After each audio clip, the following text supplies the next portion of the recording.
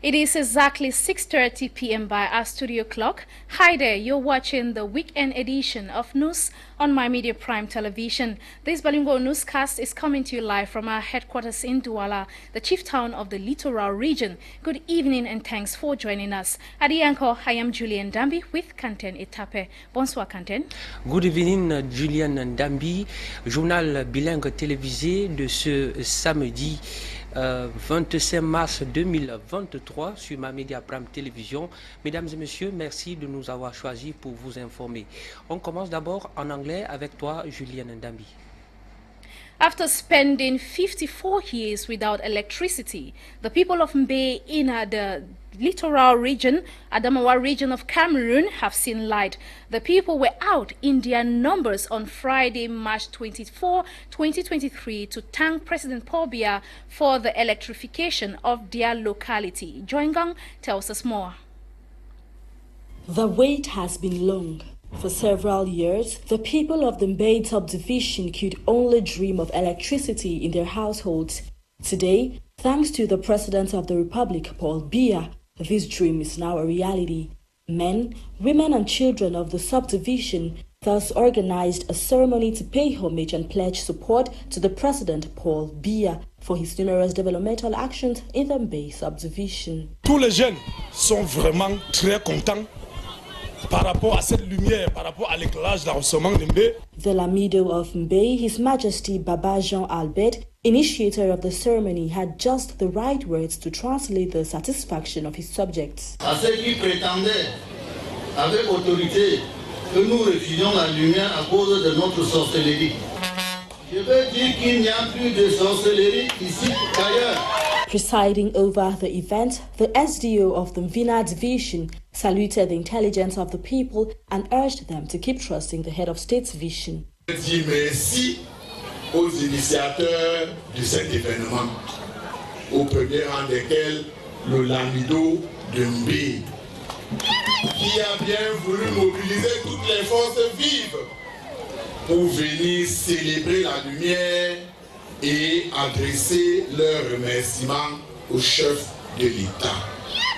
The ceremony was concluded by a march parade through the streets of Mbe. As a reminder, the overall cost of the electrification project was estimated at 1,429,430,644 francs CFA. Électrification de Mbe contente est sortie pour manifester leur joie. Les populations de l'arrondissement situé dans le département de la Vina, la région de la Damawa, disent merci au chef de l'État, son Excellence Paul Biya. Eh bien, ces derniers étaient dans le noir depuis 54 années. C'est un ouf de soulagement, comme nous le dit Belmont Zewa dans ce reportage. Que l'attente fut longue. Depuis plusieurs décennies, les populations de l'arrondissement de Mbe ont caressé le rêve de disposer de l'électricité dans leur village. Aujourd'hui, grâce au président de la République Paul Biya, ce rêve est devenu réalité. Femmes, hommes et enfants de cette circonscription administrative ont voulu marquer l'événement à travers une journée d'hommage, de remerciements et de soutien au président Paul Biya pour ses nombreuses actions de développement en faveur des populations de Mbe. Tous les jeunes sont vraiment très contents par rapport à cette lumière, par rapport à l'éclairage d'arrondissement de Mbe. Les représentants des bénéficiaires sont allés dans ce sens, celui des remerciements. À leur suite, le Lamido de Mbe, Sa Majesté Baba Jean Albert, initiateur de cette cérémonie, a eu les mots justes pour traduire la satisfaction des filles et des fils de cet arrondissement. À ceux qui prétendaient, avec autorité, que nous refusions la lumière à cause de notre sorcellerie, je veux dire qu'il n'y a plus de sorcellerie ici qu'ailleurs. Venu présider cet événement inédit qui marque le décollage effectif de cet arrondissement en compagnie de plusieurs autres autorités, le préfet du département de la Vina, Yves Bertrand Aounfa, a félicité les populations de cet arrondissement pour leur sens élevé de la reconnaissance avant de les inviter de continuer à croire à la vision du chef de l'État. Je dis merci aux initiateurs de cet événement, au premier rang desquels le Lamido de Mbe, qui a bien voulu mobiliser toutes les forces vives pour venir célébrer la lumière et adresser leurs remerciements au chef de l'État. Une motion de remerciement, de soutien et de déférence à son Excellence Paul Biya, chef de l'État, suivie d'une caravane à travers les artères de Ndambi, est venue mettre un thème à cette cérémonie. En rappel, le coût global de ce projet d'électrification est de 1 429 430 644 francs. We take you over to the capital city, Yaoundé, where the 38th anniversary of the ruling party, CPDM, has been celebrated with supporters of the party pledging more support for the party and its ideas. Fundi militants promised a landslide victory for the CPDM in the 2025 presidential elections. Bo Elvis reports from Yaoundé. CPDM supporters in Yaoundé have taken the commitment to stand by the party at all times as the party celebrated 38 years of leadership. The esplanade of the Amadou Ahidjo Stadium brought together militants and sympathizers of Yaoundé 5 who have promised future victory for the party. We have celebrated the anniversary of our party. It has been the occasion for us to thank our national president for having created this party, big party, which is the factor of the national integration. We have also reaffirmed our attachment to him, and we have decided about strategies that will permit us to win the presidential election in 2025. Former Minister and CPDM Political Bureau member Rose Zangele appreciated the dynamism of his political sons and daughters.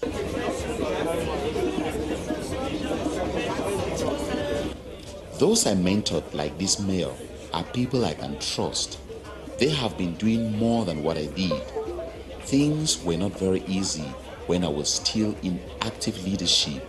The situation is even more difficult today. I have confidence that those who took over from me can live up to expectations.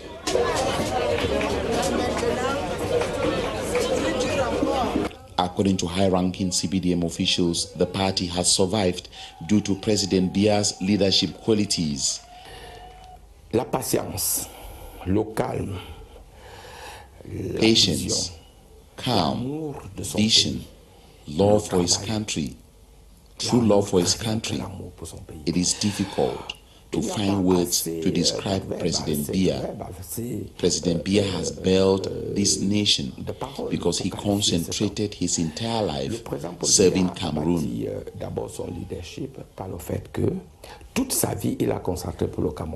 Most offices in Yaoundé were empty as ministers led delegations to their various villages to keep touch with the base in preparation for future elections.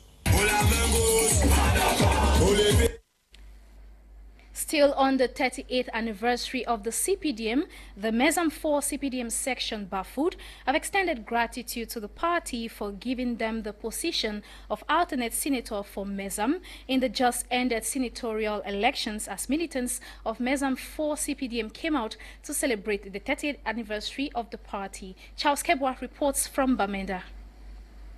Extending gratitude to the CPDM party for giving them the position of an alternate member in the just-ended senatorial elections, whose results were recently proclaimed by the Constitutional Council, the section president for Mezam 4 section of the CPDM Bafut, Ngwa Congo Lawrence, grateful the section in the past did not have a substantive and were remembered this time around, presented the alternate senator for Mezam, Madame Julliene, to the party militants, reminded militants to continue standing by the ideals of the New Deal, foster peace and development in Bafut subdivision. Pride councillors in Bafut gave the party 100% in the just-ended 12 March 2023 senatorial election, call on the youths who've not yet registered to enroll in the electoral list, urge the funds and chiefs in Bafut subdivision for sustainable peace. Next, I equally want to call on the funds and the chiefs in Bafut subdivision that they should equally support us to talk to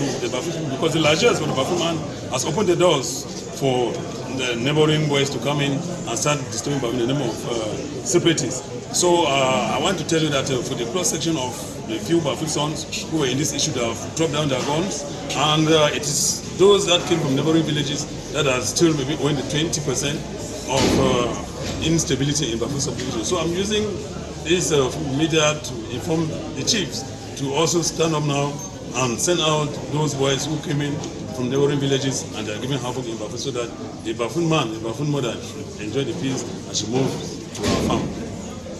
The Member of Parliament for Tuba Bafut, Honorable Aro Oliver, the massive mobilization during the senatorial election and the party's anniversary is testimony of the vibrancy of the CPDM in Bafut.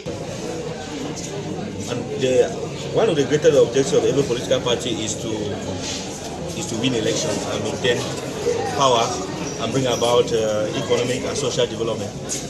For 38 years we have seen this involved in our country, and I think that it is an opportunity for us, while encouraging the militants of our great national party, the CPDM, to inform them of the challenges that await us in the years ahead. The Central Committee advisor to Bafut used the occasion to call on those still in the bushes to bury their hatred, put down their weapons, and embrace the development of Bafut. The 38th anniversary celebration in Mezam 4 section Bafut was also a call on the councillors and party militants to continue groundwork so as to retain the Bafut Council come 2025.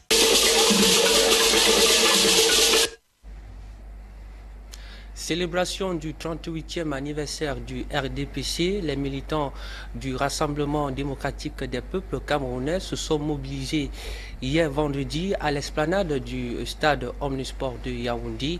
En son et en couleur, Serge Sepo et Romuald Ngancha racontent la fête. Réjouissance, rassemblement et mobilisation des grands jours des militants du RDPC de la commune de Yaoundé 5 à l'occasion de la célébration de l'an 38 du Parti des Flammes. Sous la houlette du maire et président de section de Séan, les militants venus en masse à l'esplanade du stade Omnisport réaffirment leur soutien inconditionnel au président Paul Biya. Nous renouvelons notre confiance à notre président national et nous disons prêts, nous nous tenons prêts pour les prochaines élections, notamment la présidentielle de 2025. Des militants qui célèbrent en osmose leurs camarades illustres et dynamiques au sommet comme à la base. Nous devons dire merci à ceux qui ont travaillé pour nous. Nous ne devons pas attendre que quelqu'un soit mort pour nous faire des discours. Remercions nos camarades pour les loyaux services rendus à notre nation et surtout à notre culture. C'est ce que nous avons voulu faire aujourd'hui à travers cette image rendue à Madame pour ces loyaux services. Mais nous avons également primé les militants de base qui se dévouent sous le soleil, sous la pluie pour le bien-être du pays et du parti. Beaucoup ne peuvent pas être des conseillers municipaux ou régionaux ou députés, mais c'est nous qui devons aussi leur dire merci à travers ces gestes. C'est pour cette raison qu'une soixantaine a été primée et nous allons continuer dans ce sens afin que chacun se sente concerné dans l'œuvre de construction du parti. Dans l'allégresse du succès des sénatoriales et l'écrasante victoire du RDPC, pleinement conscients des défis en perspective, les militants de la commune de Yaoundé 5 se disent en ordre de bataille pour garantir à leur parti des victoires plus éclatantes à l'avenir.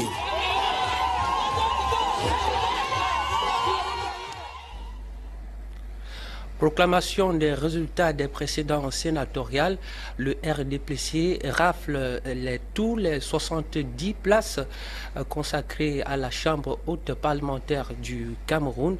C'est le verdict publié jeudi dernier par la Cour constitutionnelle. Eh bien, face à cette situation, l'opposition dénonce à ce qui s'apparente à un retour au monopartisme. Marie-Rosine nous en dit plus dans ce reportage. L'élection qui a donné.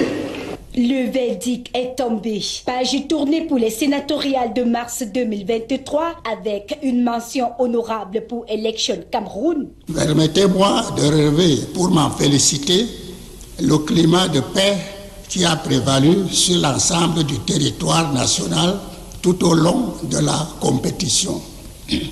En effet, depuis la convocation du collège électoral jusqu'à la proclamation des résultats qui va intervenir dans quelques instants, il n'a été signalé aucun acte de violence manifeste, de défiance ou de fraude pouvant mettre à mal la sincérité, la transparence ou la crédibilité de l'élection. C'est l'occasion pour moi d'adresser de vives félicitations du Conseil constitutionnel au Conseil électoral, à la Direction générale des élections, à l'administration. Le Conseil constitutionnel n'a pas attendu jusqu'au 27 mars pour rendre sa copie, certainement pour permettre aux candidats du Parti des Flammes à mieux célébrer l'anniversaire de leur parti, surtout avec le 100% obtenu. Mais le seul bémol du Conseil constitutionnel se pose au niveau des 210 électeurs qui n'ont pas voté. Pourtant, ils avaient l'occasion de faire appel à la procuration. Toutefois, c'est dans le calme et la sérénité que le scrutin du 12 mars s'est déroulé. Dans la salle du palais de congrès, cette victoire n'a surpris aucun RDPciste car c'était juste l'officialisation puisque depuis les dépouillements, la victoire était déjà assurée. Malheureusement pour l'opposition qui était OK pendant la campagne, se retrouve KO face à cette grosse machine qu'est le RDPC qui a une fois de plus démontré sa suprématie pour ses sénatoriales. Désormais, les yeux sont tournés vers le chef de l'État et par ailleurs le président national du parti victorieux pour espérer une quelconque entrée de l'opposition dans le Sénat. If you're just joining us, you're onto the 6:30 Weekend Bilingual newscast on My Media Prime Television, and we are broadcasting live from our head office in Douala, chief town of the Littoral region. And now, the United States Department of Human Rights has released a report on Cameroon's human rights record, which presents human rights violations across the board in 2022. The U.S. ambassador to Cameroon, His Excellency Christopher Lamora, met with the chairman of the Cameroon's Human Rights Commission, Professor James Kobila, to review Cameroon's human rights record. Once again, Bo Elvis reports from Yaoundé. According to the U.S. country reports on human rights practices, the Cameroon government or its agents committed arbitrary and unlawful killings through excessive use of force in the course of their official duties, with the killings mostly associated with the crisis in the Northwest and Southwest regions. There were also credible reports that armed groups in the Northwest and Southwest regions, as well as Boko Haram in the northern regions, committed unlawful killings. Arbitrary deprivation of life and other unlawful or politically motivated killings, disappearance, torture, and other cruel, inhuman, or degrading treatment or punishment, arbitrary arrest and detention, as well as unlawful interference with privacy, family, home, or correspondence. All these issues and more were reviewed during the U.S. Ambassador's audience with Cameroon Human Rights Commission Chairman, Professor James Kobila. The President of the Human Rights Commission and I just had a very excellent meeting talking about the situation of human rights in Cameroon generally, and specifically in the context of the release of the annual U.S. State Department report on human rights practices around the world, which was published on Monday this week, March 20th. The President and I had the opportunity to go over a number of specific areas in that report and talk through where the United States and Cameroon, and particularly the Human Rights Commission, may be able to work to help move the human rights situation in Cameroon forward. Ambassador Lamora used the opportunity of his visit to the Human Rights Commission to give updates on how the U.S. Department of Justice has been dealing with those arrested for breaking U.S. laws that have an impact in Cameroon. Most recently, at the end of November, 3 American citizens of Cameroonian origin were arrested for financing activities contrary to U.S. law that ended up in violence here in Cameroon.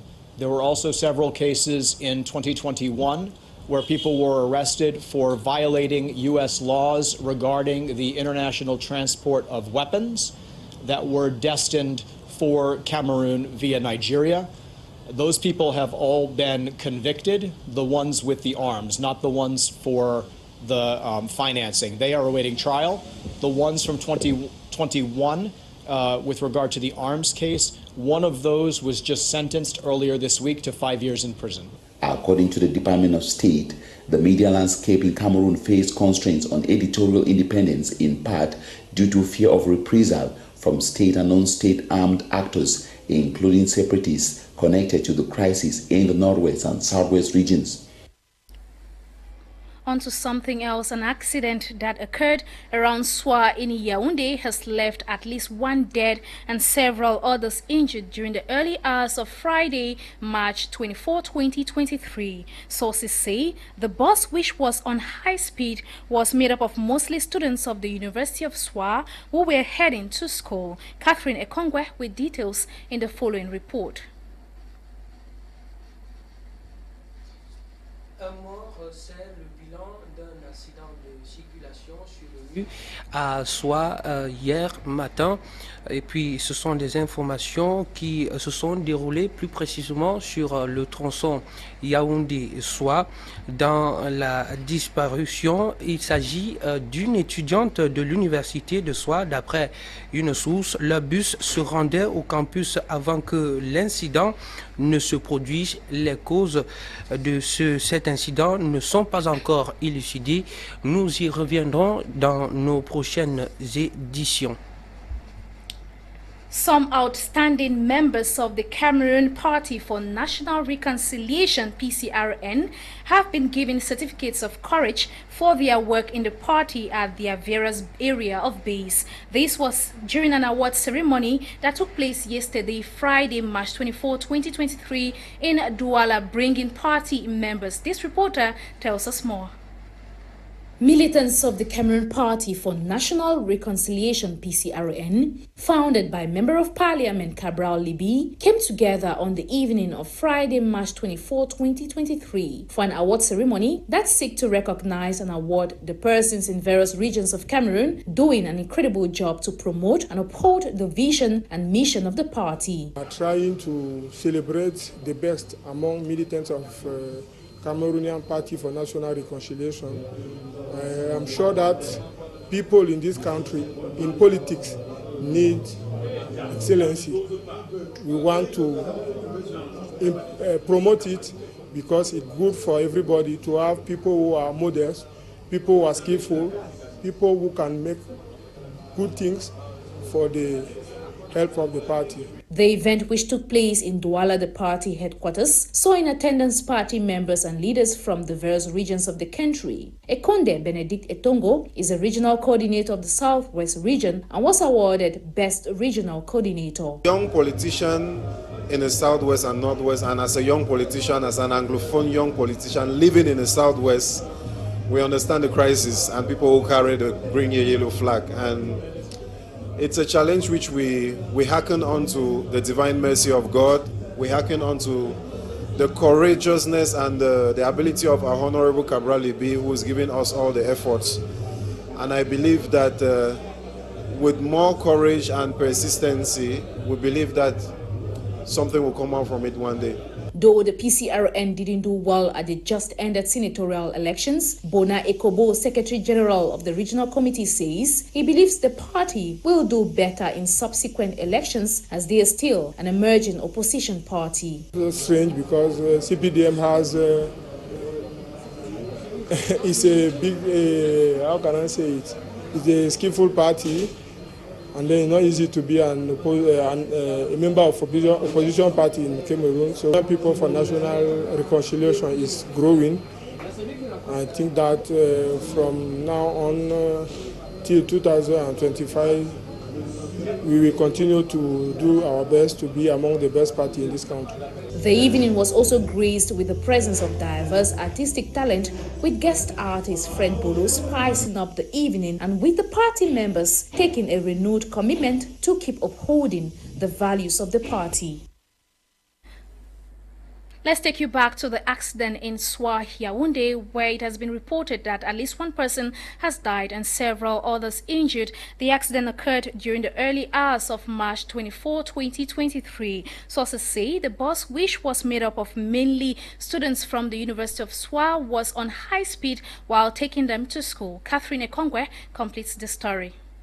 At least one female student from the University of Yaoundé Nsah has died while several others were injured following an accident that occurred during the early hours of Friday, March 24, 2023 at the Sofamark neighborhood along the Yaoundé Nsah road stretch in the Central region.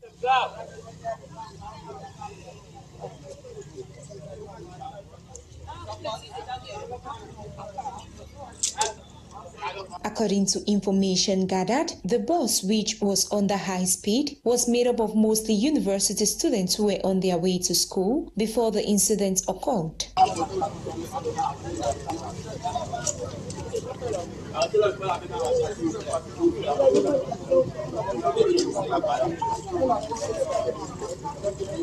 Reacting to this incident, the rector of the University of Nsah has in a communique dated March 24, 2023, extended his condolences to the family of the lady who was a level 1 law student of the university. The death of the young lady, whose bright future has been cut short due to the accident, just adds to the number of vibrant youths who have lost their lives due to reckless driving. Environnement insalubre à Douala 5e, l'état d'immondice jonche les rues de la municipalité.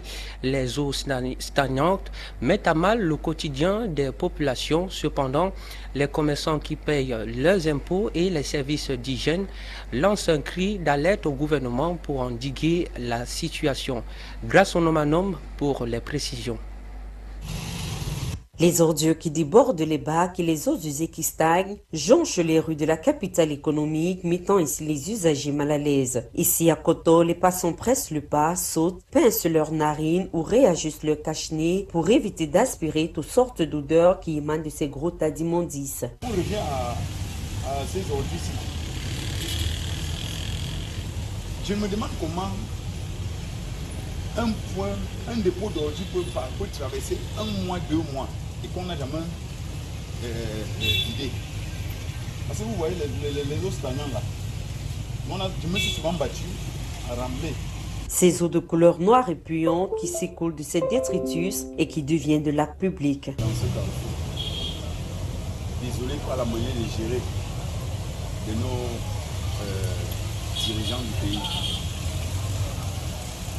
Parce que j'ai horreur d'entendre dans les médias, de part et d'autre, qu'on est en train de lutter contre le choléra. Mais je me demande, c'est que les eaux usées, les eaux des fosses septiques, on peut les laisser couler sur une voie publique pendant plus de 3 mois, 4 mois. Je ne sais pas par quelle manière le gouvernement à son niveau combat le choléra, ou bien je peux encore appeler ça les maladies contagieuses. Nous sommes, les boutiques là que vous voyez, ils subissent des scellés de la mairie. Source de maladies et d'intoxication, les commerçants de la zone dénoncent la gérance de l'État sur cette question. Les eaux là que vous voyez là, les tout petits enfants qui vont à l'école publique, les petits de la cile, les enfants de primaire en fait, se lavent les pieds dans ces eaux. Les voitures également, il y a des inconscients dans les voitures qui se permettent de rouler à forte vitesse pour éclabousser les passants, même nous-mêmes qui sommes là, et ça ne leur fait rien. Je me demande s'ils ont la pierre à la place du cœur. Cette montagne de déchets qui s'apparente bientôt à une mini-décharge se dresse majestueusement en plein milieu du 5e arrondissement. CODECAM, le comité de développement du Cameroun, se dévoile. La plateforme belgo-camerounaise a été présentée hier ici même à Douala, la capitale économique du Cameroun. Quelles sont donc ces différentes missions à suivre dans ce reportage? Nouer des contacts d'affaires, rechercher des financements, créer des partenariats inter-entreprises, telles sont entre autres les différentes missions de la CODECAM.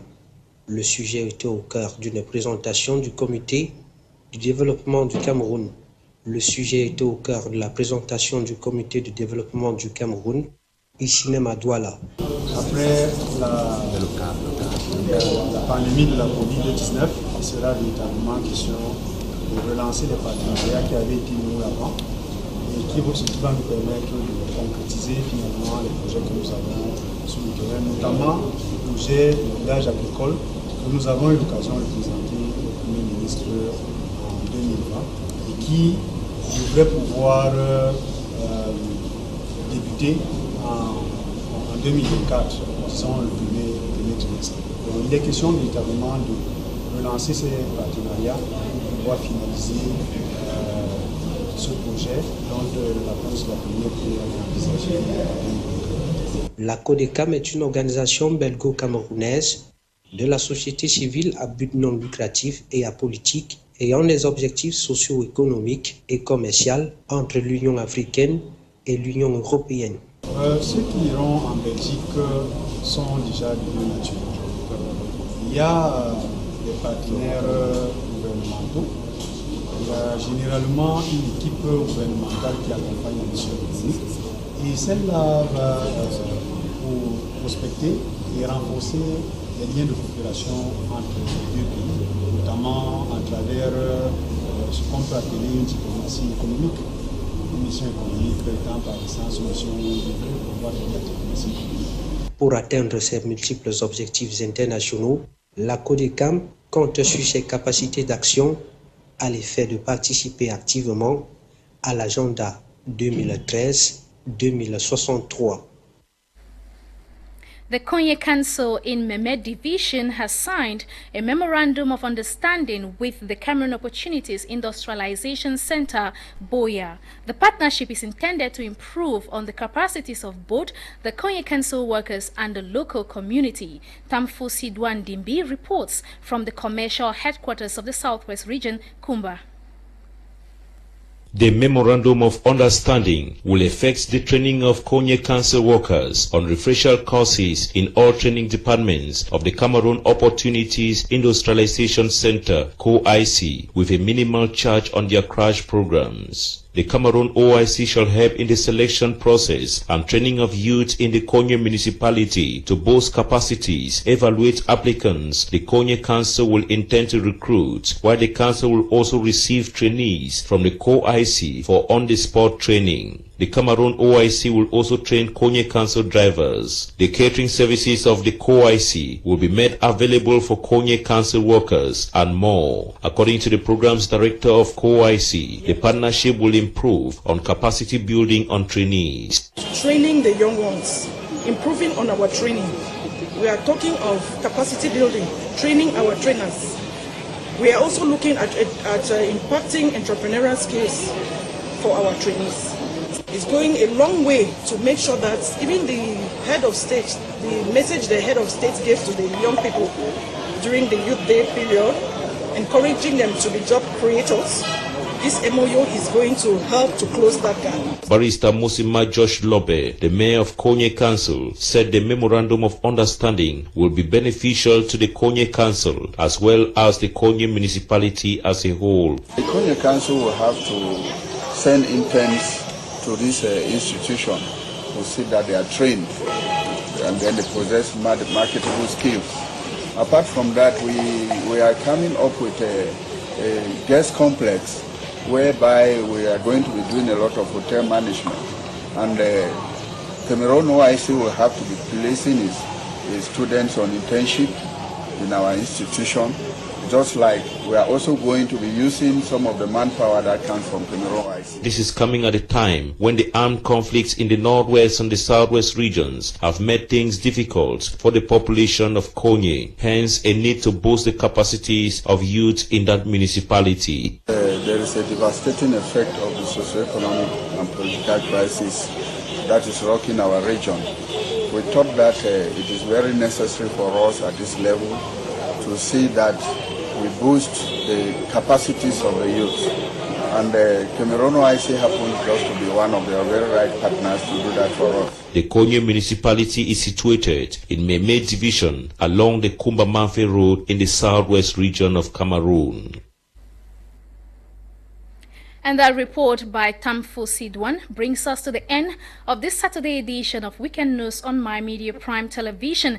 Do take a rendezvous for tomorrow's edition of the news right here on My Media Prime Television. And do not forget to follow us on Facebook at My Media Prime Television for more news-making headlines across the country. And do not forget, more programs come up right after this, which are educative, informative, and entertaining. Quentin Etape, bonsoir. Rebonsoir Julliene Ndambi, journal préparé par l'ensemble de la rédaction. Mesdames et messieurs, ainsi va le Cameroun en ce samedi 25 mars 2023. On se donne rendez-vous demain sur la même télévision et à la même heure.